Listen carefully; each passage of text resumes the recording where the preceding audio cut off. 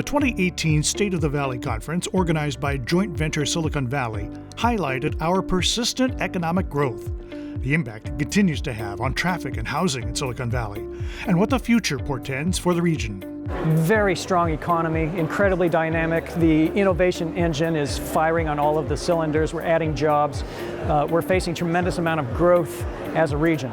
According to the 2018 Silicon Valley Index, produced by Joint Ventures Institute for Regional Studies, Silicon Valley added 47,000 new jobs. That's higher than the year before. And healthcare is becoming a bigger part of the valley's growth. We're seeing the emergence of healthcare as a major sector in our economy. It makes sense because we're an aging population. It also makes sense because there's so much tech involved in the practice of healthcare, and venture capitalists are investing in this area heavily.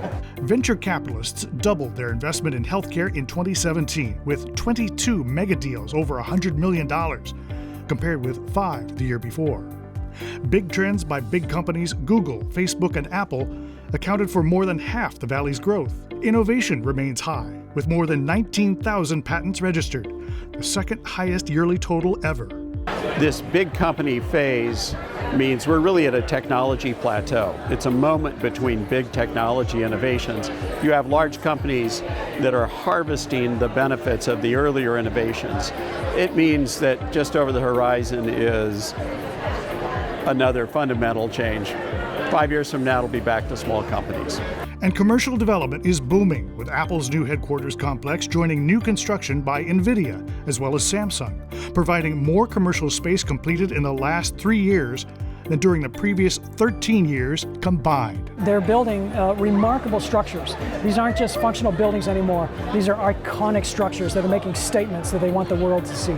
And in the workplace debate of the role of artificial intelligence, Stanford professor Yuri Leskovic sees teamwork.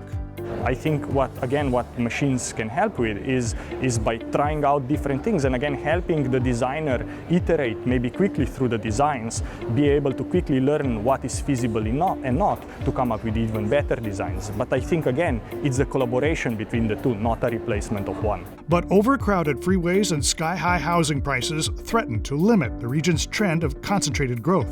I'm commuting probably an hour and a half, 2 hours a day, and only from San Jose to Milpitas. So I can just imagine that having all the job concentrations in certain areas and having our bedroom communities be in different areas is not productive regionally. Self-driving cars may reduce stress, but not even the experts agree on how soon they'll arrive in large numbers. I've talked to experts who think it's in the next 2 years. I've talked to plenty of people who think it's 20 or 25. Remember, it's not just inventing the technology to make it work.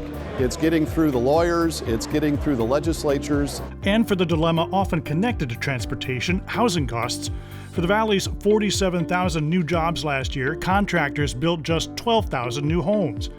In 2018, the average software engineer earning $188,000 a year will spend 33% of that salary to afford the median-priced home in Cupertino, where home prices went up 20% last year. Well, there's no question that we're losing talent as a result of the region's high costs.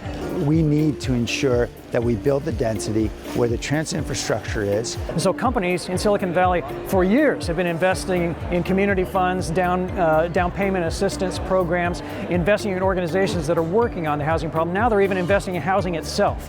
One concept floated by Carol Galante at Berkeley's Turner Center for Housing and Innovation, converting single-family home neighborhoods. There is room to expand those homes, divide those homes, add an accessory dwelling unit, a granny flat in the back. If we did that in only 10% of neighborhoods or 10% of single family homes, that's 100,000 new homes. And I think we should be doing more of that kind of thing. California Senator Kamala Harris summed up the challenge this way.